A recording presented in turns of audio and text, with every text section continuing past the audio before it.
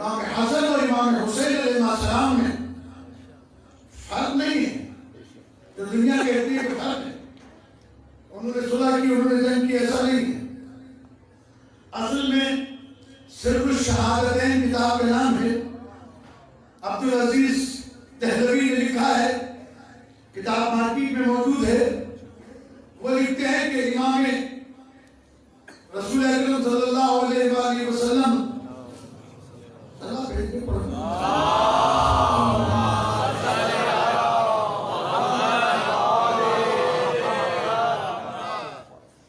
کو اللہ نے سارے شرف عطا کیے،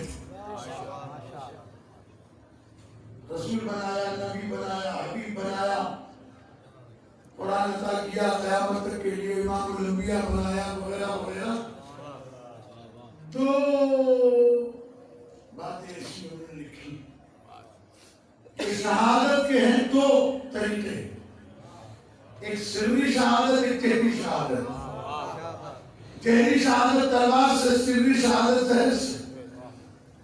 اللہ نے اس لیے اپنے رسول کو شہید نہیں کیا کہ اگر جہری شہادت ہو جاتی تو سری شہادت سے محروم ہو جاتے، سری شہادت دیتے تو جہری شہادت سے محروم ہو جاتے. لہذا اللہ نے رسول کی شہادت کو ان دونوں شہزادوں کی شہادت سے بدل دیا. ایک کو سری شہادت دی، ایک کو جہری شہادت دی، تاکہ رسول کو دونوں شرف مل جائیں. تو جناب عزیز دہلوی نے لکھ دیا کہ حسن اور حسین کی شہادت حسن اور حسین کی شہادت نہیں، ان کا قاتل رسول کا قاتل ہے.